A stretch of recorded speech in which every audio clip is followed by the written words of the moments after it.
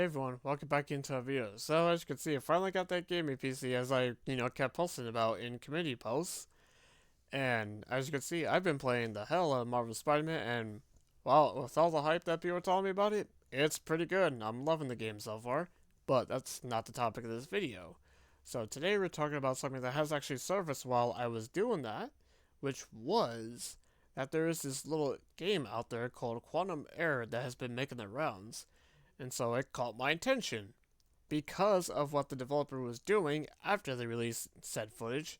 So take a look at said footage and we'll go on from there.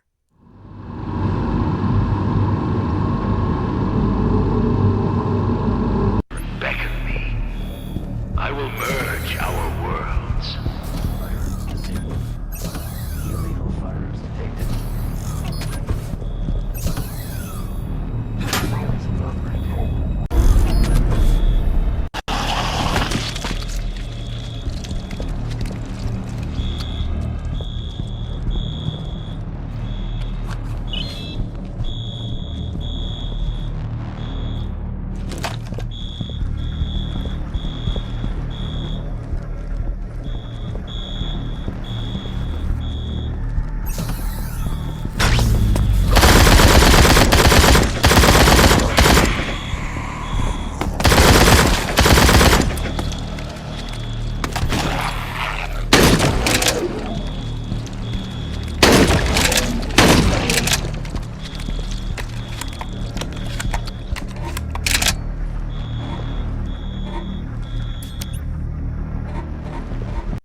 Yeah, as you can see by the footage, personally, I think the game looks pretty mid, average at best. If you personally ask me, like I said on Twitter, in a quote response to one of the tweets that the studio put out.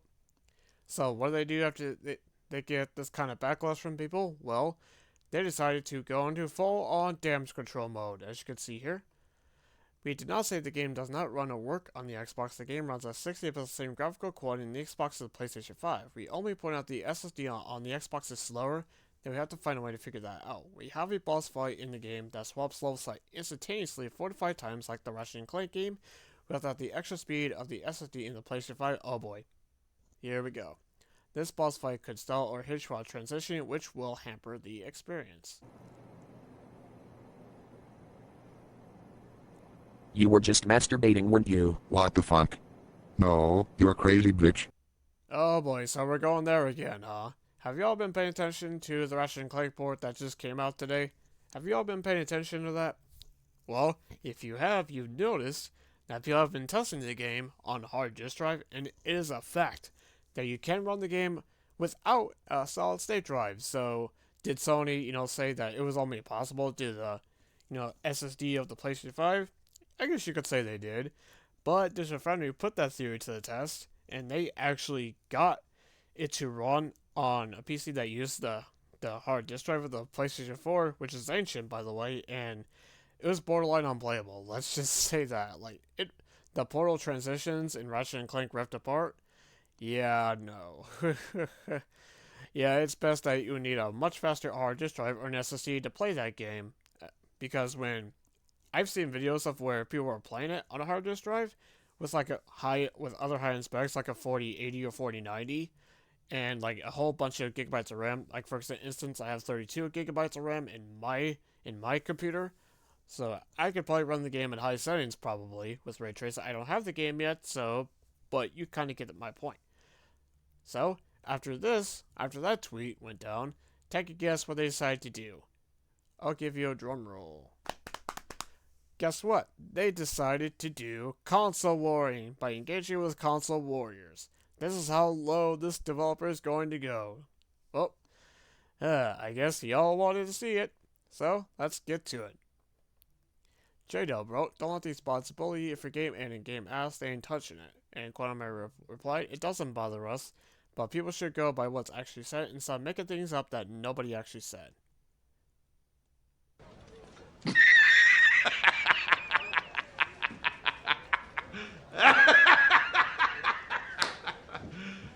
You serious? Wait, hold up. Are you really telling me... saying that people are making shit up? Okay, geniuses. if you're saying that's only possible on the PS5, then why the hell is Ratchet and Clank playable on a hard disk drive on PC? So to say that that boss fight you're talking about is not possible without the SSD, I bet you people are gonna try to do that on a hard disk drive on the inevitable PC port of this game, and watch that, and watch you be exposed again. So it would not surprise me if it turns out it's actually possible on a hard disk drive. Speaking of which, y'all know how I mentioned the whole, where it was unplayable on the PS4 with Ratchet and Clank. Well, as it turns out, this developer they had a PS4 version of this game in development. Here's what they had to say about that. Unfortunately, we're going to have to cancel the PlayStation 4 version of Quantum Error. Even with the game being made from the beginning for the PS5, we still had hopes we could make a PS4 version happen. But with the level of quality we achieved with the Q gameplay around 6 FPS, what quality? That game looked mid as fuck. Anyway, we have reached a conclusion there's no way for us to deliver a version on PS4 that would live up to what the PS5 is delivering. A PS4 version would require too much downgrading and changing of assets, lighting, and much more to function. With the difference in memory and the slower speed of a hard disk drive, it would be a very different experience that will not compare to the PS5 version and would not be fair to PlayStation 4 owners. I feel kind of funny. Like, haha, funny. Wait, are you really serious? You're telling me that this mid-ass game was going to be a cross-gen game? I believe it. I truly believe that. I can believe that for a second. I really do. It makes sense with how mid that game looked personally. I've seen games from the Xbox One generation that look better than that. Like, Halo 5, in my opinion, looks way better than Quantum Error does, in my humble opinion. Or Doom. Doom 2016 looks better than that, which is kind of funny because it looks like they reused the assets from the weapon wheel of Doom 2016 and Doom Eternal for that. Personally, it looks like a complete asset flip with the weapon wheel, if you ask me personally, but okay, with that out of the way, with that announcement out of the way, let's get into even more damage control / console warring then, shall we? Looks like they're better devs than 343. They're actually cooking the game right so it comes out ready, but of course the Xbox community to get their feelings hurt for any tiny fact like the Xbox is harder to work with. What are you? An idiot sandwich. Wait, hold up. You're telling me that a studio who's only had one other game come out, and that was in 2019, and that was, by the way, had mixed reviews on Steam, by the way, compared to 343, who were all 3 Halo games they've made, where I have the Metacritic score of the mid to high 80s, and second of which, what was the Steam reviews for Halo Infinite? Mostly positive. Sure, they've been mixed recently, but no. I hate to tell you, 343 is, despite all my problems with 343, they're a better developer than you so far, by the way. But then again, that's not saying much if you ask me. So let's keep going then, shall we? Guapzilla, tweeted this, yes, and Quantum Error retweeted, so that was about him canceling the PS4 version, where, I mean, come on, like I said before, that game looked like it could be a generation game. So, if you ask me, if not even lower, because that game looked mid. Very mid, personally, if you ask me. And finally, looks amazing. We will be there day 1 on PS5.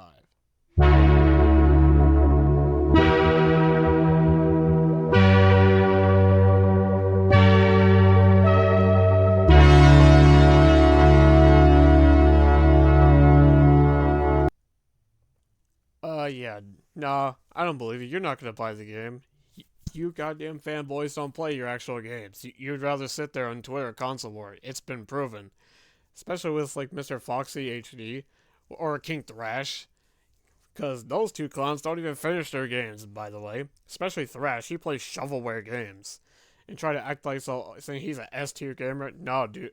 No, that fool's an S-tier clown, if you ask me. But anyways, at this point, man, these developers have already shot their bed. So there's no way in hell I'm getting this game if they're gonna act like this. Personally, then again, the game looked ass if you ask me personally / mid at best. But yeah, so I would not be surprised if this game is hot garbage when it actually comes out. I would not be surprised. And the way they're acting towards people who are giving them criticism is not a good look.